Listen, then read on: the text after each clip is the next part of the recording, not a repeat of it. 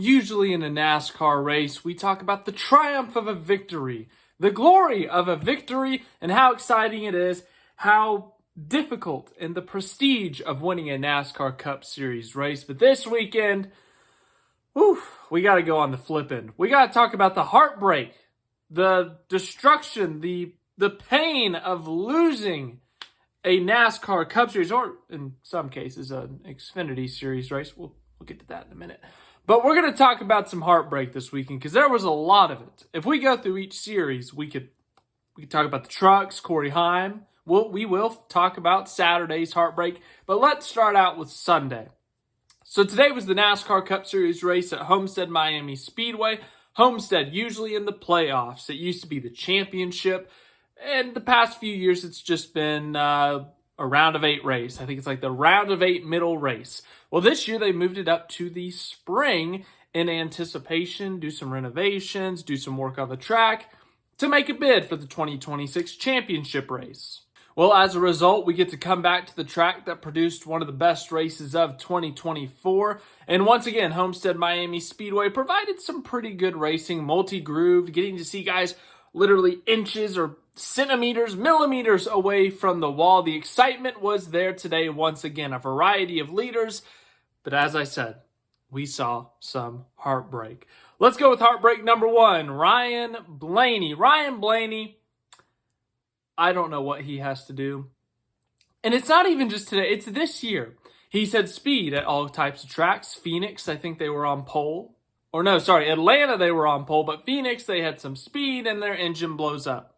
Last week at Las Vegas, once again, they have speed. They're running up front and they get involved in a pileup and they do not finish. Today, Ryan Blaney coming back to Homestead, a track he has run great at in the next-gen era. Led a bunch of laps 2 years ago. Led a bunch of laps last year. I think he finished second in both of those races. But the big thing last year, Ryan Blaney was leading this race, heading into turn 3 on the final lap of the race when he opted to go middle high. But the problem with that is that allowed the wall to Tyler Reddick, who is known for running the wall, and Reddick just zoomed on by him and took that race win from Ryan Blaney. So Ryan Blaney's had some great cars here. He's had some close calls in terms of victory, some heartbreak already. How can we add to that? The racing god said. How about this? Ryan Blaney leads a 124 laps today.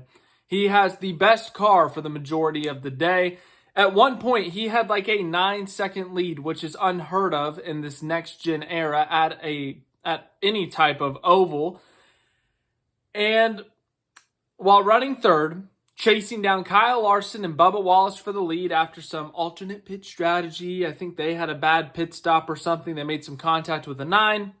Blaney's chasing those top 2 down, trying to get the lead more laps, and finally get that first Homestead win. And for the second time in 3 weeks, his engine explodes. Smoke everywhere. Engine's done. Car's on fire. It's over.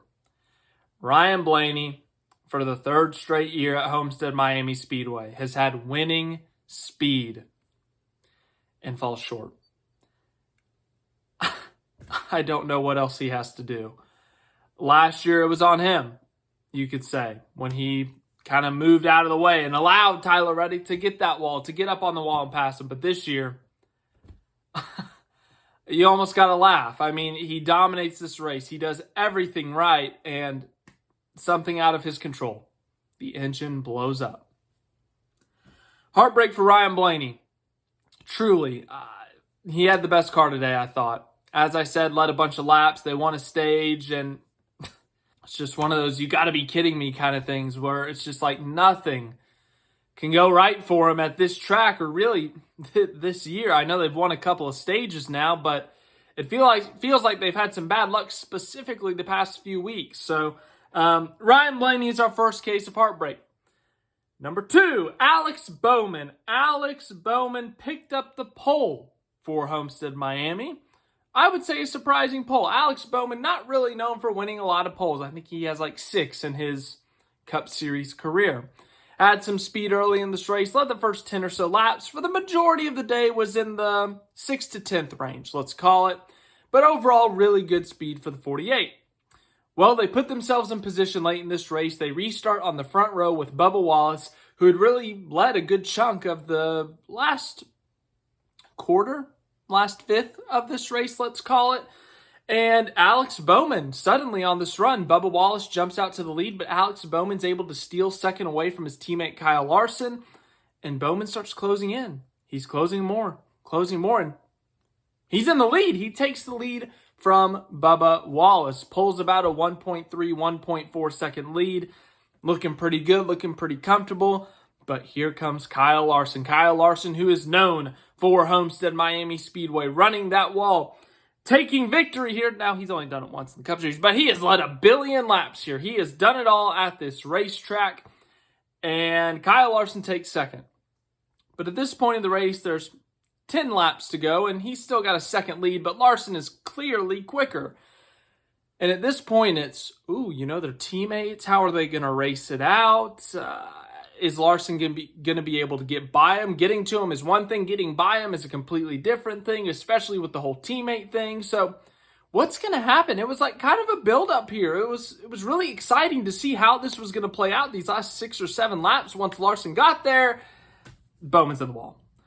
Alex Bowman, as I said, when we run here, we are inches, centimeters, millimeters away from the fence, and Alex Bowman just that much too much, and he scrapes the wall, and he does more than that. He's on the wall for a solid 2 seconds, and when he gets off the wall, he has to get off the gas pedal, and Larson just flies by him, and Bowman couldn't do anything about it. We had all this build-up, all this excitement. How is this going to play out? And Bowman pretty quickly, anticlimactically, killed all the excitement. So Larson was able to get by, and Larson was able to win the race, and he is our next case of heartbreak. What? Kyle Larson just won the Cup race. How could this be heartbreak? He just won a NASCAR Cup Series. He just won his 30th NASCAR Cup Series race. How in the world is this heartbreak? I mentioned the Xfinity Series earlier, and that is where we are right now. Kyle Larson attempting to do something that has only happened twice in NASCAR history, 2010 and 2017 at Bristol Motor Speedway with Kyle Busch, where Kyle Busch won the Truck Series race on Friday, the Xfinity Series race on Saturday, and the Cup Series race on Sunday. Kyle Larson had a great opportunity to do that. Homestead-Miami Speedway is Kyle Larson's best track. Now, statistically, he might have more wins at Watkins Glen, the Charlotte Roval, Bristol, you name it. But I think Homestead-Miami, many would say, is Kyle Larson's best track. He's led, as I said earlier, a billion laps here. That's not a hard statistic. I'm over-exaggerating for effect. Kyle Larson's led a bunch of laps here. Won a bunch of stages here. He's won Xfinity races here. He won a Cup race back in 2022. Kyle Larson has a chance to make history this weekend, and he starts off great in the Truck Series. Now, he had a little bit of a spin, and he made it difficult on himself, and he needs some help from Corey Heim's truck randomly shutting off every 2 laps. But the fact of the matter is, Kyle Larson won the Truck Series race. 1 for 1. Check. Done. Victory. 2 more to go. Xfinity Series race. Kyle Larson obliterates the field, has a 16-second lead with just a handful of laps to go. He's lapped everyone but the top 5. As I said, obliterating the field. How can this go wrong? Taylor Gray, why are you on the front stretch grass? Or I guess it's paint, technically. Well, after that, Kyle Larson, everyone pits. Kyle Larson retains the lead. All he's got to do is get a good launch, a good restart, run away with this thing, and win the race, go 2 for 2 heading into Sunday. Sam Mayer had different ideas. Kyle Larson the leader. Sam Mayer was second, but he opted to go to the bottom and push Kyle Larson out to the lead because that outside line had not been restarting well. And, Kyle Larson, he was waiting till late in the box to shoot and go take off. Sam Mayer tried to time it. He timed it poorly. Just knocks the crap out of Larson. Larson spins the tires as a result because his rear tires are lifted off the ground. And Justin Allgaier steals the win. And then today, Kyle Larson did not have the best car. He did not obliterate the field like he did in the Xfinity Series or even what he did in this race in 2022. He only led 19 laps, which for Kyle Larson at Homestead is a very low number. And he clutched up and got himself a win in the Cup Series. And I'm sure he's excited. It's great. They're now in the playoffs and all that, blah, blah, blah. They can go add on their playoff points. And a Cup Series win is a Cup Series win. But Kyle Larson had a chance to make history. Kyle Larson won the truck race on Friday. He won the Cup race today. But if it wasn't for, you could argue, a Taylor Gray spin with 4 laps to go, or Sam Mayer giving Kyle Larson too aggressive of a push, we could be sitting here talking about history. But we're not. And that's why the focus of this video has been Heartbreak. Heartbreak for Blaney, because his engine decided to explode. Heartbreak for Bowman, because he decided to scrape the wall with a handful of laps to go while fighting for a win. And heartbreak for Larson because of a Saturday race. So, now that we've covered all the heartbreak, and it says 11 minutes of time here, what about the rest of the finishers? Well, let's talk about it. The rest of the finishing result. As I said, Kyle Larson is your winner here today at Homestead-Miami Speedway. Larson picks up his first win of 2025. He has won every single year he has been with Hendrick Motorsports. I think he's won like 3+ every single year he's been at Hendrick. It's no surprise that Larson's won a Cup race at Homestead, but I would say it was the way he did it today that was really a surprise. As I said, we see Larson dominate this race. 2022, he led like 200 laps and won the race. 2023, I think he led a bunch of laps, and then he crashed into the sand barrels on pit road. 2024, he had a great opportunity to go win the race in the late stages, and he spun himself out. So Larson puts himself in position to win this race all the time, leads a bunch of laps, finds a way to lose it. Today, it was the opposite, actually. He did not dominate this race. He was up front for a good majority of it, but they used some alternate strategy at the beginning of the race because they were kind of in that 8th to 12th range, and the alternate tire strategy helped them climb up through the field, and at worst after that, they were 6th, 7th, but they weren't as good as Blaney, I would say, today. I would say they were 2nd, maybe even at times 3rd behind a Denny Hamlin. William Byron had speed at times. Bubba Wallace had speed at times. But when it mattered, when Larson needed to just focus, put it together, take one, he did it. He finally did it. He didn't wreck himself fighting for the lead for the first time in 3 years at this racetrack. 2nd place, Alex Bowman. As I said, heartbreak for Bowman. Alex Bowman, his last oval win was 2022 Las Vegas. Last year, of course, he won the Chicago Street Race. But Alex Bowman, a very consistent start to 2025, very similar to the start of 2023 before his injury. The difference, big difference today, is that he was leading laps. They were on pole, they were up front all day, top 10 all day, but they led laps. This was a major, major weakness of this team last year. I think they led like 20 laps last year. I know they won a race. They only led like 3 laps in that race. Alex Bowman did not lead a lot of laps last year. I don't think he even won a stage last year.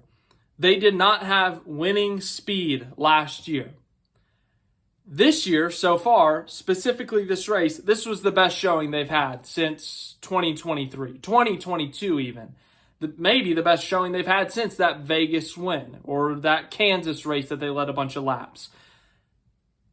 But Alex Bowman did something today that I think that team desperately needed, which was to lead laps, to be up front, to get a pole position, something they haven't done. We've seen 2 of the 4 Hendrick cars do it consistently. Kyle Larson and William Byron will go out and lead 100 and something laps and win the race, sweep the stages. Chase Elliott, he's a little bit more inconsistent on that in terms of the winning speed, but we saw it at Martinsville last year. We saw it at Texas last year. Bowman, we haven't seen much of it. Whereas today we saw it. We saw race-winning speed at times, especially when it mattered late in the race. But Bowman, of course, scraped the wall and kind of ruined his chances. But still a great result for him. Great points day for him. I think they collected stage points. Led 43 laps on the day. 2nd place. Bubba Wallace, 3rd place. Bubba Wallace at the intermediates. I don't know what it is about these intermediates, but he has got them figured out. You look at Kansas, where he picked up his 2nd career win back in 2022. You look at Darlington, where he got the pole last fall. You look at Homestead today. You look at Vegas, where he's had a lot of speed. He's picked up a couple top 5s there. Had a bunch of speed there last week before getting involved in an incident. Bubba Wallace at these intermediate tracks, if they're going to win, it's going to be at one of these. And these last 2 weeks have really reaffirmed that because, as I said, he led a bunch of laps last week at Las Vegas, and they ultimately finished 20th, 21st, because they were involved in that big pileup I referenced earlier with Ryan Blaney. But they led laps. They were up front, and today they did the same thing. They were in the top 5 the majority of the day today. He outran Tyler Reddick, who is known for being extremely good at this track. He outran him all day. He led more laps than him. He did everything better than Tyler Reddick today. And yes, I know, why are we focusing on Tyler Reddick? Because that's a teammate. But Bubba Wallace did great today. They had the lead down the stretch. They had a great opportunity to win, but it just didn't work out for him. Larson was better than him. I don't think anyone's questioning that, especially that final run. Bowman was better than them in that final run, and that's ultimately what cost them, but still, they finished third. It's a great result. It's a great stepping stone. Remember, this is race 6 with a new crew chief. They're still figuring things out. So for them to show this kind of speed, to show winning speed, kind of similar to Bowman, to show winning speed this early in the season, that's a big deal for this team. It's a great opportunity for them. We got Darlington in 2 weeks that I just referenced. We got Texas in May, I think is our next intermediate after that. But if Bubba Wallace can show speed at these intermediates consistently, he's going to go win a race this year, I think. 4th place, Chase Briscoe. What a great day for Briscoe. They were a little bit up and down through the day, I will say. But the final result of a 4th place finish ties his best finish in Joe Gibbs Racing Equipment.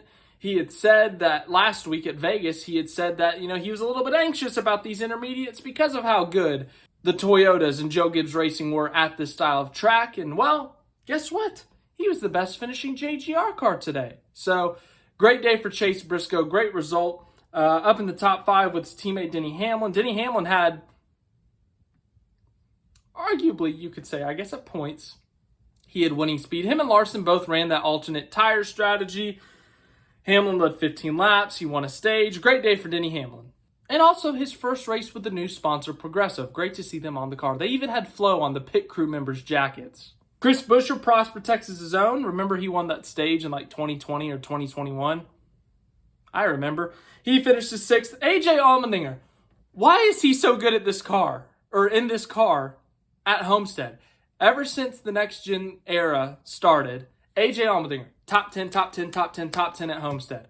I don't know what it is, but AJ Allmendinger in this car at this track hasn't figured out. Applause, AJ Allmendinger. You're doing a great job. Tyler Reddick finishes 8th. 9th place, Ryan Preece, back-to-back top 10s in intermediates. 3rd last week at Vegas. 9th this week at Homestead. Man, maybe they got something figured out. But hey, double top 10 for RFK. Justin Haley, 10th. What?